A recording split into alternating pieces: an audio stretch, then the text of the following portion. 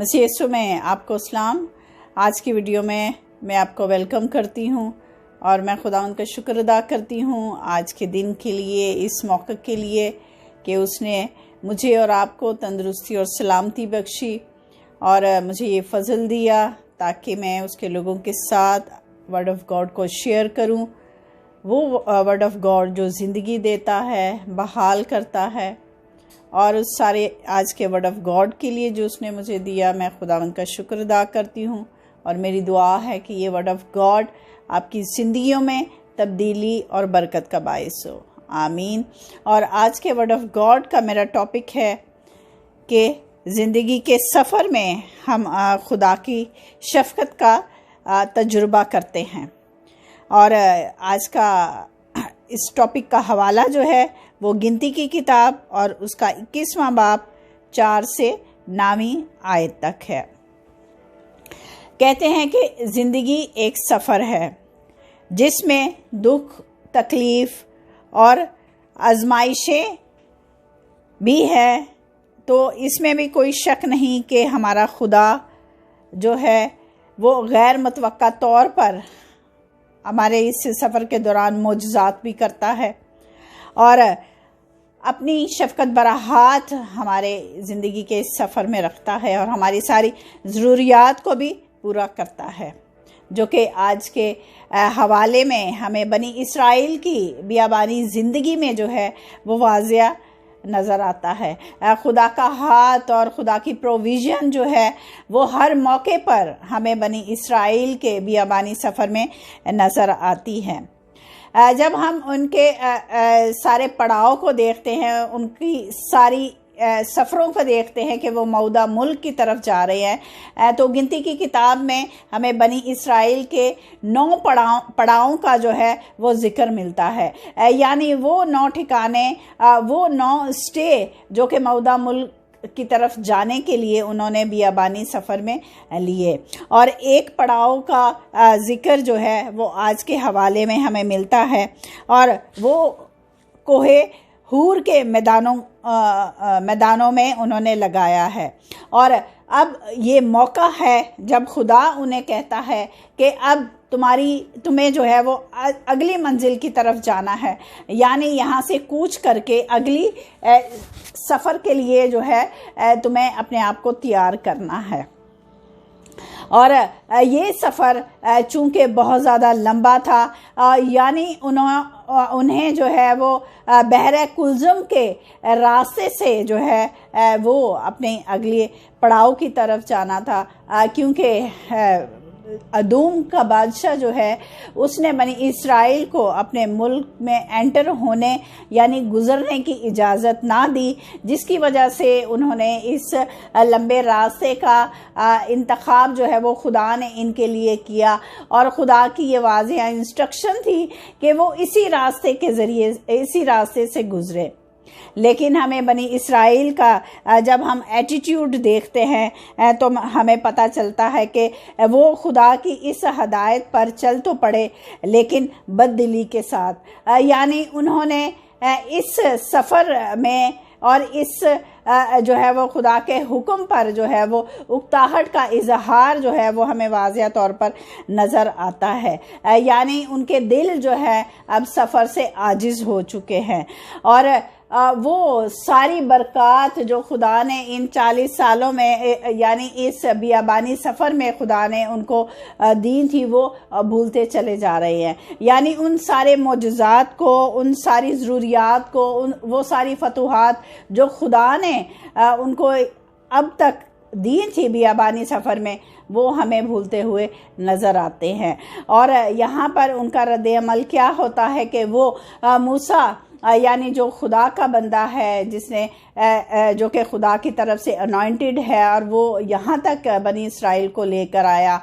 وہ شکایت کا اظہار کرتے ہوئے ہمیں واضح طور پر نظر آتے ہیں، یعنی ان کی شکایت کا سلسلہ جو ہے وہ بحر کلزم سے ہی شروع ہو جاتا ہے۔ جب وہ مصر سے نکلتے ہیں تو راستے میں بحر کلزم کو دیکھ کر وہیں پہ ڈر جاتے ہیں اور وہ اپنے ایمان سے جو ہے وہ نظر آتا ہے کہ ان کے ایمان کمزور ہو چکے ہیں. پھر وہ شکایت اور بڑبڑانے لگتے ہیں موسیٰ پر. لیکن خدا کی قدرت اور خدا کا معجزہ ہمیں وہاں دیکھنے کو ملتا ہے اور خدا جو ہے وہ بحر کلزم میں سے ان کے لیے راستے کو نکالتا ہے. پھر جب اگلے پڑاؤ کی طرف جاتے ہیں یعنی مورا کے مقام پر، اور وہاں پر ان کو پانی جو ہے وہ کڑوا ملتا ہے. پھر وہ موسیٰ سے شکایت کرتے ہیں اور خدا کیا ان کو کڑوا پانی پینے دے گا؟ نہیں، بلکہ جب انہوں نے دیکھا کہ پانی کڑوا ہے انہوں نے خدا سے دعا کی اور خدا نے ان کے لیے وہاں جو ہے وہ اس کڑوے پانی کو میٹھے پانی میں جو ہے وہ تبدیل کر دیا. اور آج کے حوالے کی 5ویں ورس یہاں پہ لکھا ہے کہ انہوں نے کیا کیا، اور اب وہ خدا کی جو ہے وہ بخشش یعنی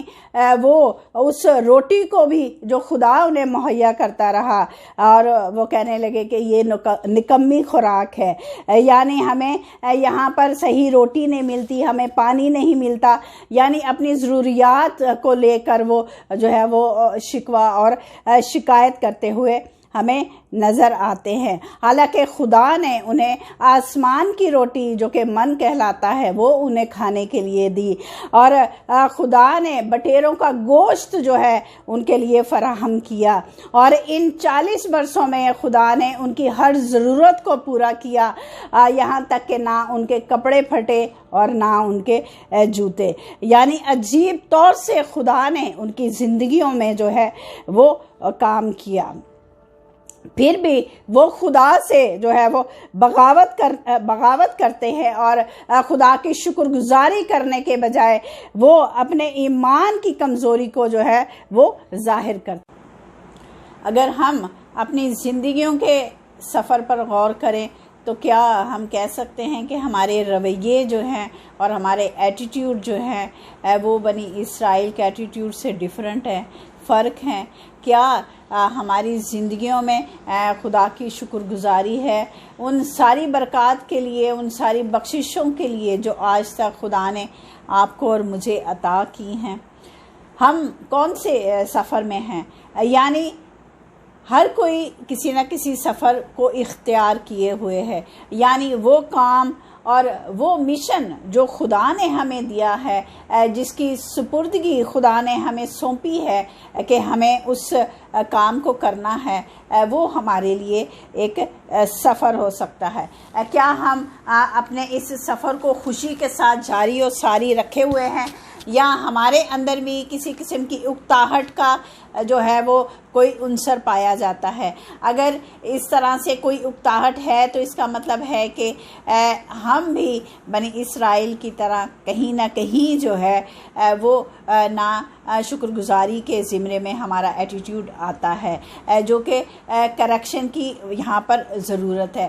کیونکہ خدا جو ہے اپنے لوگوں سے یہی توقع کرتا ہے کہ ہم ہر وقت اپنے اس زندگی کے سفر کے دوران خدا کے ساتھ چلیں اور اس کی ساری بخششوں کا شکر ادا جو ہے وہ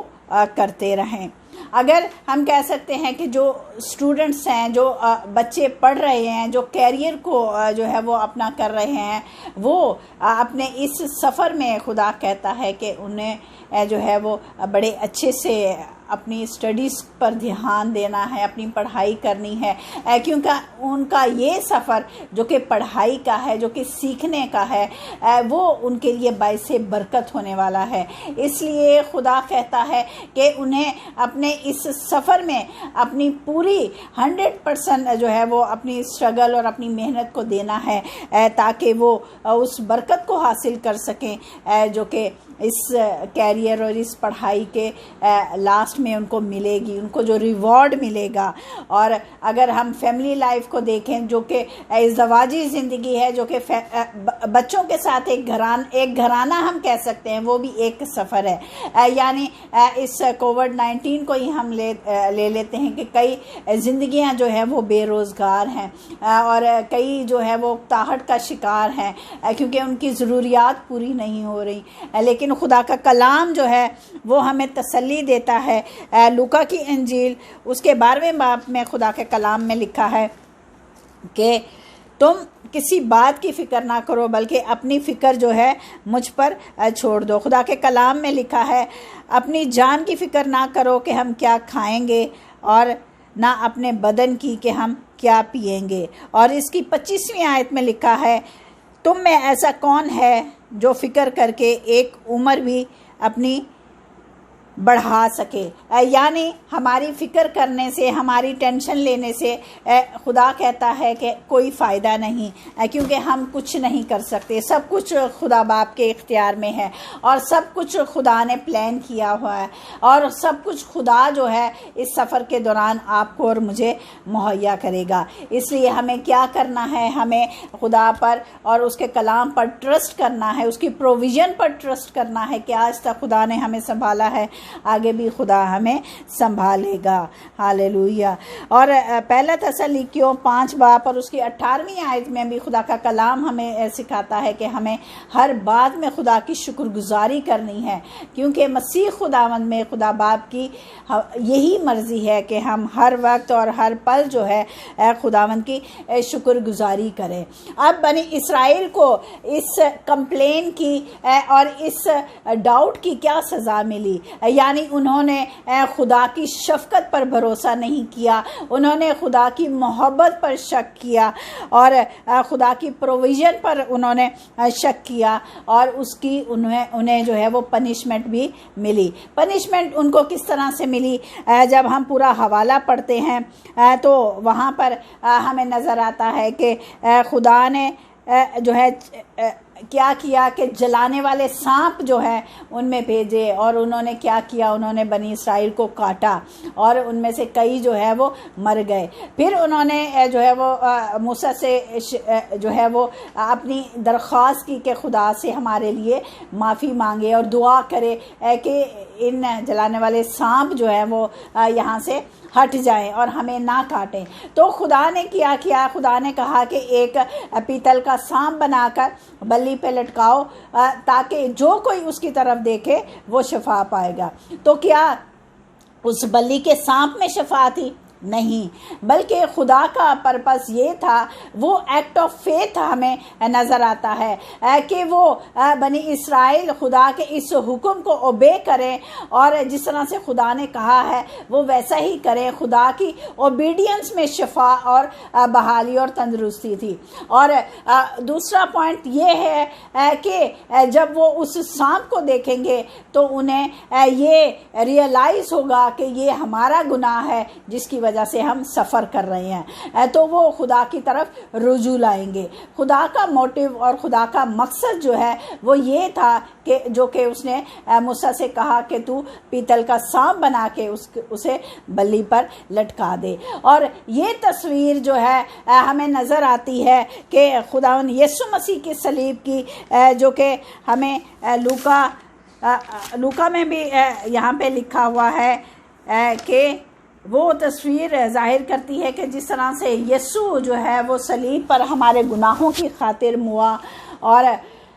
اسے صلیب چڑھا دیا گیا، اور اس کی قربانی کے وسیلہ سے ہم نے زندگی اور تندرستی پائی، اور وہ برکت کی ندیاں جو ہے وہ جاری اور ساری ہو گئیں، جو کہ آپ کی اور میری ہر ضرورت کو جو ہے وہ پورا کر سکتی ہیں۔ اس لیے اشعیاء 40 باب اور اس کی 31ویں آیت میں لکھا ہے، اشعیاء 40 باب اور اس کی 31ویں آیت میں لکھا ہے، لیکن خداوند کا انتظار کرنے والے اثر نو زور حاصل کریں گے، وہ عقابوں کی مانند بالوں پر سے اڑیں گے، وہ دوڑیں گے اور نہ تھکیں گے، وہ چلیں گے اور ماندہ نہ ہوں گے۔ ہالیلویہ۔ اب خداوند کا کلام کہتا ہے کہ ہمیں خداوند پر ٹرسٹ کرنا ہے اور اسی کا انتظار کرنا ہے، اسی سے دعا کرنی ہے، اس کی شکر گزاری کرنی ہے، کیونکہ اس کے وسیلے سے ہی ہمارے سارے سفر جو ہے وہ ہمارا کامیاب ہوگا، چاہے وہ کسی طرح کا ہے، چاہے اسٹوڈنٹس کا ہے، ان کا پڑھائی کا سفر ہے، ہماری خاندانی زندگی کا سفر ہے، یا روحانی زندگی کا سفر ہے، یعنی جو خدا کو جو ہے وہ جاننا چاہتے ہیں، خدا کے ہولی اسپرٹ کے گفٹ حاصل کرنا چاہتے ہیں، ہولی اسپرٹ کے فروٹ کو حاصل کرنا چاہتے ہیں، یہ بھی ایک سفر ہے۔ تو خدا ہی ہے جو ان سارے سفروں میں اپنے لوگوں کی مدد کرتا ہے اور انہیں مہیا کرتا ہے، اور ہمارا ایٹیٹیوڈ بھی شکر گزاری والا ہونا چاہیے، تاکہ جس طرح سے آج تک خدا نے ہماری ہر ضرورت کو پورا کیا، آگے بھی خداوند ہماری ہر ضرورت کو پورا کرے۔ اور یہ ہمیشہ یاد رکھنے کی ضرورت ہے کہ کرائسٹ میں یعنی مسیح میں ہماری کیا حیثیت ہے، اور مسیح میں ہوتے ہوئے ہم کیا حاصل کر سکتے ہیں، کیونکہ خدا نے یہ برکت کی ندیاں جو ہے صلیب اور اپنے خون کے وسیلے سے اس راستے کو جو ہے وہ ہموار کیا ہے، تاکہ ہم ہر ضرورت کو جو ہے وہ ہماری پوری ہو سکے، اور آسمان اور زمین کی ساری برکات جو خدا نے